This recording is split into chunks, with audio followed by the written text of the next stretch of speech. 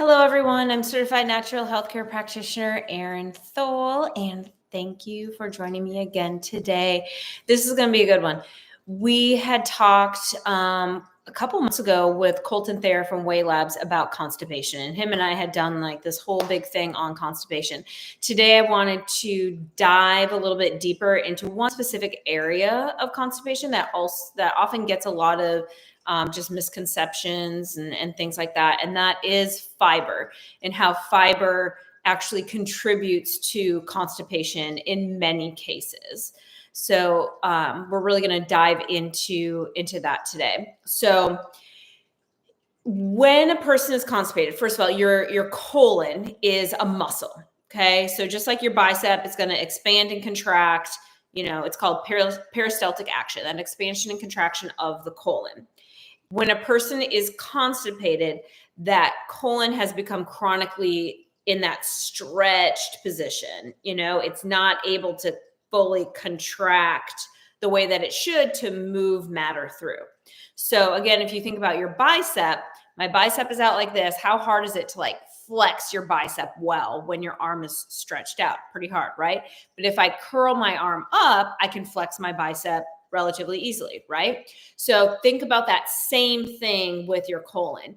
If it's really stretched, it's not going to be able to move that stuff through and contract, and it becomes a lot weaker because it's chronically stretched, not able to move through its full range of motion, So if we're adding more bulk, because fiber is not a nutrient, that's also a misconception. It is not a nutrient. It is a bulking agent.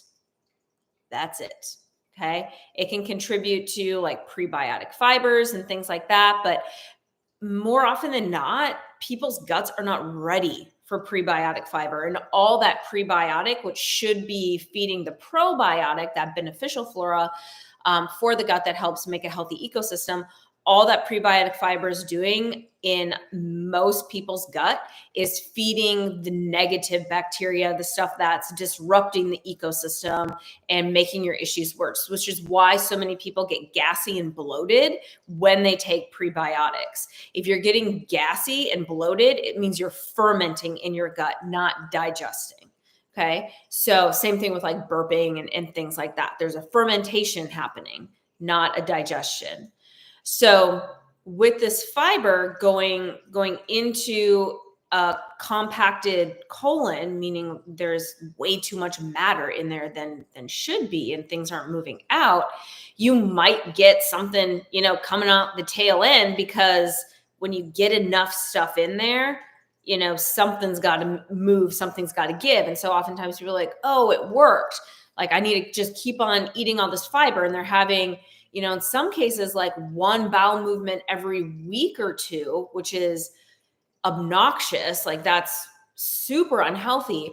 But they're like, but I'm eating my fiber, and that's what gets me that one poop, every 1 or 2 weeks. Or people are, in lesser severe cases, pooping every other day, and they think that it's the fiber that's helping.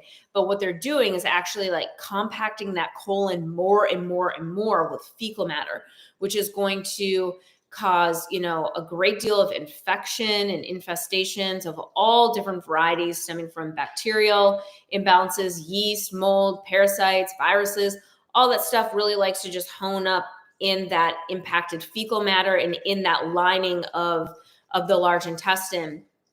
So we really want to get to the root cause of the constipation and not just continue to feed the constipation cycle.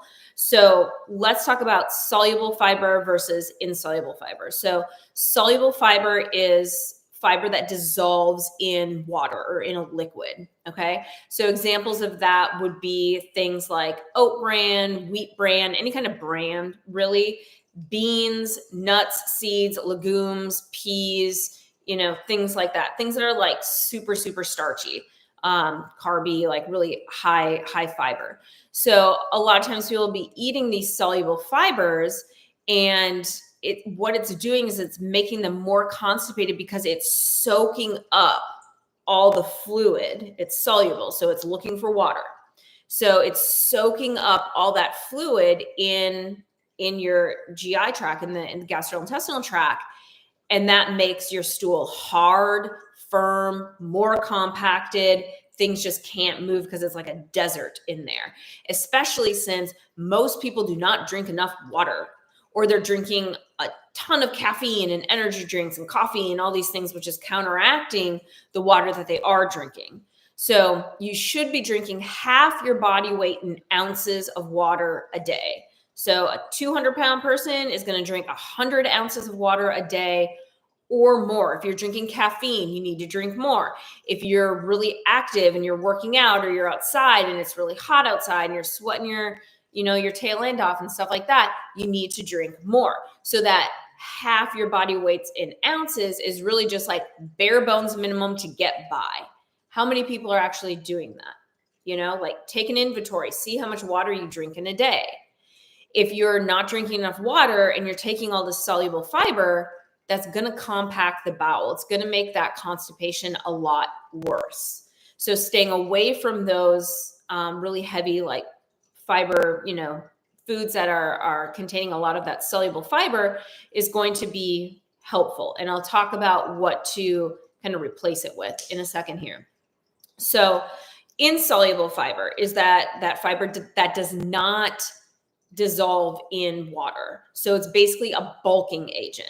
Okay. So we just talked about how that colon, if you're constipated, is stretched to capacity. Like you can't shove much more in there, And so then we're putting this bulking agent in, and it's just like, oh man, you're just asking that colon to stretch more, to become more compacted with that fecal matter.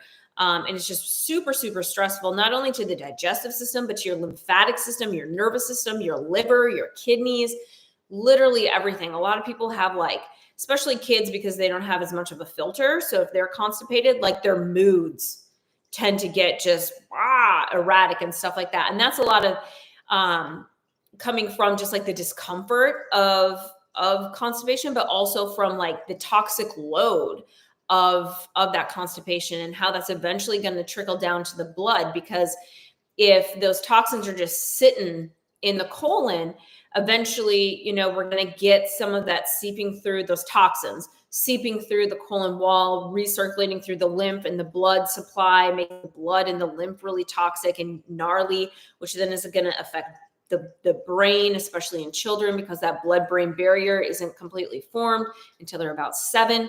So you're going to have, some things that could impact like mood, behavior, things of that nature. And just like the bogging down of the liver. Anytime the liver is bogged down, people get angry.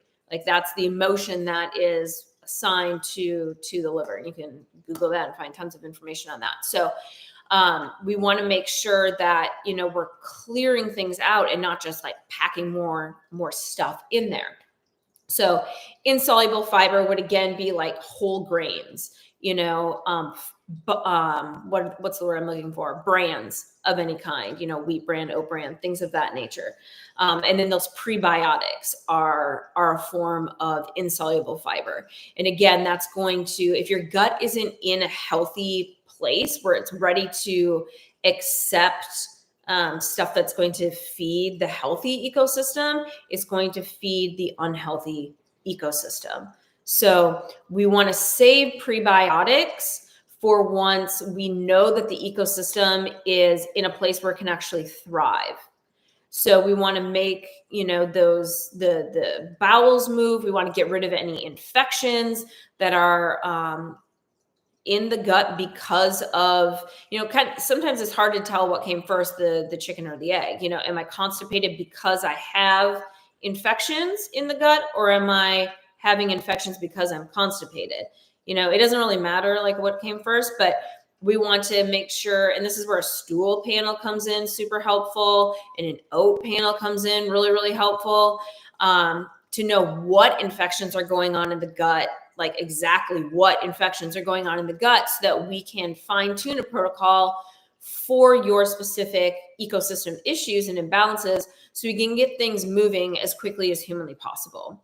So that's really the key, is knowing what's going on in the gut so that we can create a very specific protocol for you to get things moving, kill things off so that it's an inhospitable environment for infection. So basically we're just changing that ecosystem. If your ecosystem is in a place where it's going to support infection, dysbiosis, constipation, all these other things, then that's what you're going to have. If we change that ecosystem to an ecosystem that supports health and vitality, that's what you're going to have. And you won't be able, it'll be really, really hard for your body to acquire these infections again. So we want to kill off the infections, get those bowels moving, make that ecosystem nice and happy and healthy.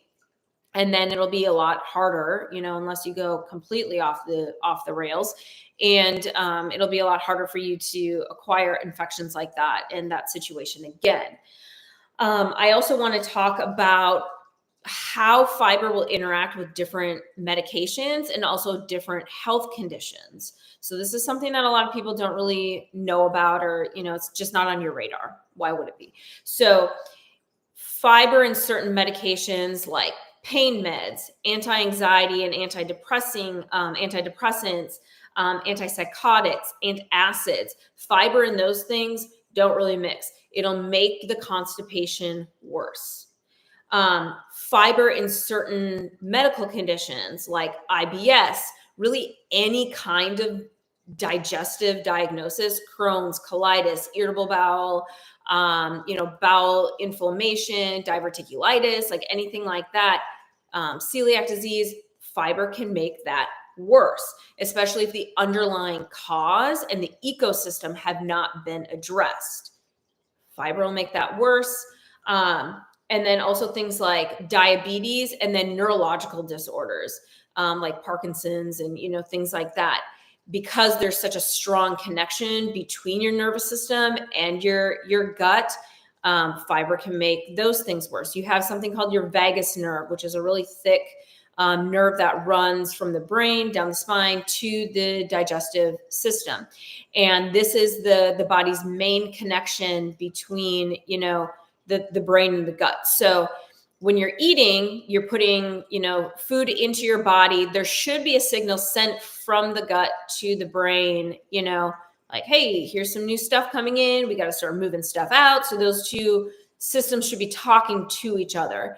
If there's any vagus nerve damage as a result of sometimes constipation, the longer it goes on, the more vagus nerve damage you have. And one really good way to tell if you have vagus nerve issues is if you haven't pooped, for days, but you have no urge to poop. That's typically a sign that there's, a vagus nerve issue. So if I haven't pooped in 3 days, but I'm eating like normal, I don't have an urge to poop, I'm just going along, living my life, that's a vagus nerve breakdown. The brain and the gut are not talking to each other the way that they should be. So we need to really go to the ecosystem of the gut, but we also need to fix that gut to brain connection with that vagus nerve. Great way to do that. Any kind of jumping, running, breath work.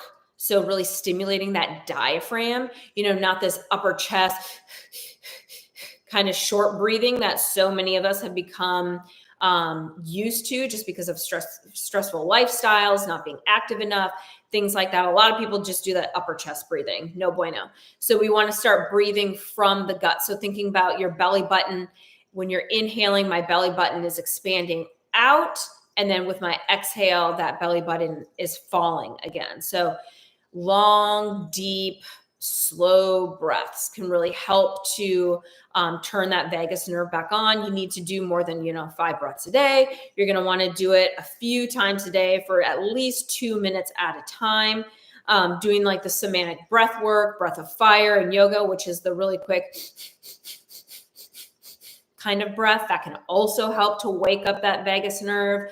The somatic breath work, which I've talked about before in a couple of videos, you can just go here on YouTube and type in somatic breath work and even constipation, and it'll probably spit out a few videos at you for that.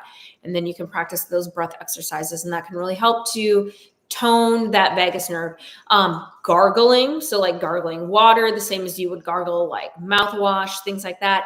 Singing, like anything that creates like a vibration, like ohms in yoga when you're doing the om, like anything that creates that vibration is really going to help to tone and wake up that vagus nerve, and hence, waking up that gut to brain connection. So those are some great things to be doing if we need to wake up that vagus nerve. Things that we can do to help move the bowel. So we're taking out that fiber because we know that it's adding bulk and it's more than likely causing more harm than good. So what do? We add in healthy, keyword, fats, okay? Fat is a lubricator. It makes things like a slip and slide. So some of my favorite fats, easy fats, healthy fats would be things like coconut oil. So you want to go with like raw, extra virgin, organic coconut oil. You don't want anything that's refined. You want to make sure that it's unrefined. And then MCT oil, also one of my favorites. MCT oil stands for medium chain triglycerides. So it's derived from coconut. And it's just those medium chain fats, basically. So basically what they do is they go straight to the liver to be burned as energy. It's a really great pick-me-up. It helps with cravings. It wakes up the mind. It gives you a boost of energy. It also helps move the bowels. So it doesn't taste like anything. So if the taste of coconut bothers you for some reason, MCT oil is great. You can just take a tablespoon or two. If you're really constipated, take two. Take some of that, and that will help move things through. You can give all these things to kids too. Like my daughter really loves to eat coconut oil just straight up off of a spoon. And sometimes she'll be like, more. And I'm like, you can only have so much. I don't want you having massive amounts of diarrhea or anything like that. You can also do, and I have any products that I'm recommending, like supplements and stuff like that, below this video in the notes. I have the information on where you can get things and stuff like that. So Natural Calm is a company that makes both gummies and powder that you can just mix in water. It actually tastes really good. Of magnesium citrate. Magnesium citrate will help move the bowel. It'll also help to purge the gallbladder in the liver, which is fantastic if you have any kind of bile duct congestion or you don't have a gallbladder anymore. You still have those bile ducts on the liver. They more than likely need to get purged. So some magnesium citrate can be a huge helper for that. And that will help to stimulate and move that bowel. And the vast majority of people, I think it's like 70+% of people in the US are deficient in magnesium. So it's going to help you in more ways than one. It also helps with like sleep and is great for your muscles and relaxation, brain health, hormonal health, all that good stuff. Other things would be what we need anyway, the balance oil from Zinzino that I've talked about in many different videos, getting that omega status in balance, meaning that 6-to-3 ratio at 3-to-1 or less. The closer we are to 1-to-1, the better.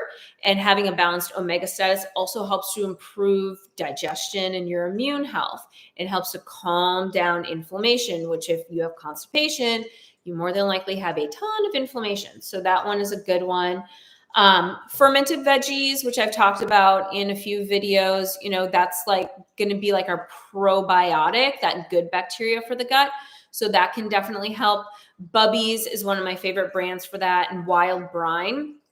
Those are readily available at a lot of grocery stores, natural food stores, things like that. You can make your own fermented veggies.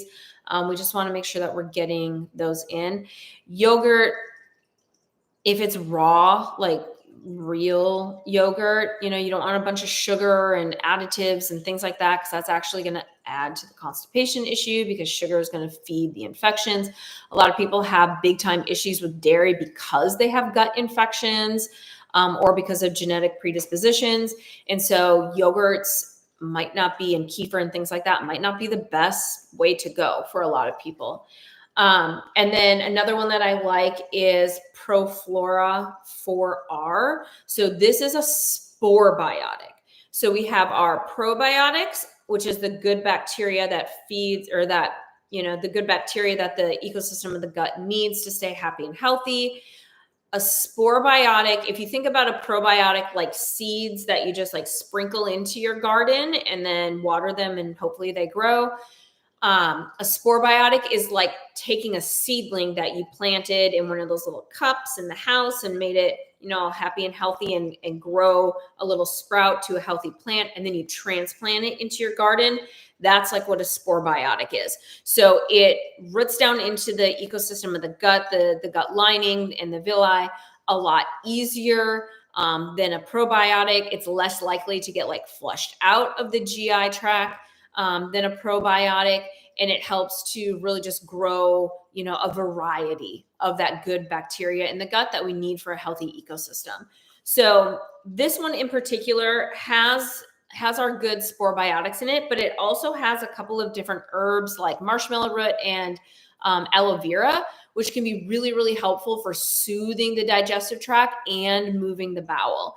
Now, they're not herbs that are going to cause like diarrhea or anything abrasive or crazy like that. Like a lot of people will use like slippery elm or senna or, something like that to help just force things out. We don't necessarily want to do that. There's a time and a place for it. If you're chronically constipated, you haven't pooped in a week, sure, throw some senna in there, throw some slippery elm in there, take some magnesium citrate, get stuff moving. Like we need to clear things out. But we don't want to be using those things every single day because they're going to eventually affect that tone of the colon and make that colon really, really weak. And then you're going to start to have to depend on something like that. And we don't want that. We want to eventually, like once we start getting the bowel cleared out and that colon isn't so stretched anymore, we want to start tonifying that colon and strengthening that muscle again. So continuing to push a bunch of really abrasive herbs through is not the way to go, but a little bit of marshmallow and some aloe can be really soothing and healing to the gut and really just help to gently move things through and balance things out in terms of digestion in the upper and the lower GI. So those things are really great. And then good old digestive enzymes. I talk about digestive enzymes all the time. It's one of my foundational supplements. Enzymes help you to digest and assimilate the nutrients from your foods. They help to break things down. When you cut an apple in half and then, it starts to turn brown, those are the enzymes that are activating when you cut it that are starting to break that apple down. Okay. So we need enzymes for pretty much every single function of the body. They help with hormones. They help with inflammation. They help to kill off things that shouldn't be there. They help with a lot of different things. So digestive enzymes help us to digest and assimilate the nutrients from our food. They're going to help to break down those fibers so that they can move through the body more easily and they don't just, add to the bulking and add to the feeding of infestations and things like that. So digestive enzymes are huge. One of my other ones that I really like is phase 2.5 from Professional Health Products. So this guy is fantastic because it helps to get to, for some people, some of that root cause. So it's a bile support supplement. So it helps to clear out those bile ducts on the liver and in the gallbladder. If a person does not have a gallbladder, this is your best friend. This is going to help you to absorb fat-soluble nutrients, which is really, really hard to do if you don't have a gallbladder because you're not utilizing that bile efficiently. And that bile is what helps you emulsify your fats, helps your body to break fat down, use fat, things like that. So no gallbladder, you definitely want phase 2.5. A lot of people have a lot of liver and gallbladder congestion, especially if they're constipated. So this guy is fantastic for helping to move any of that congestion through the liver and the gallbladder, which will in turn help to move the bowel.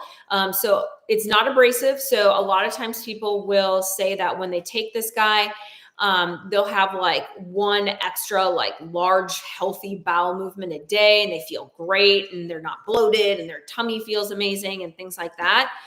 Sometimes your bowels, when you take this guy, will be really green. And that's just showing you how much bile congestion is in your body. So if you're getting green movements when you're taking the phase 2.5, keep taking it because you have a lot of bile congestion in the liver and the gallbladder. So we definitely want to keep with that. So those are some of my go-tos in terms of things that you can get at the grocery store and things that you can get, through a practitioner like myself. And I have my full script link and my Zinzino link below in the notes for this video. So you can give kids any of these things. You can give them, just partial doses and things like that. If you have questions on that, just reach out to me, let me know. Obviously, these are great things for adults as well, but we really want to get to the root of why that constipation is there. So looking at things like food sensitivity panels, the oat and the stool panel, those are going to be like my 3 go-tos for constipation and figuring out why that's going on, or really any kind of gut issue. If you're a person that kind of swings both ways between constipation and diarrhea, or you have a lot of bloating, you have a lot of gas, you have indigestion, heartburn, things like that, those are the go-to panels that we want to be doing. If you have any questions, you want me to elaborate on anything, you have a topic that you want me to touch on, please feel free to reach out. You can go to my email. You can go to my email address. You can email me at thole.erin@gmail.com. You can go to my website, erinthole.com, and request a free consultation. I hope this has been helpful. And yeah, if you have questions, just feel free to reach out. Thank you. Have a great day.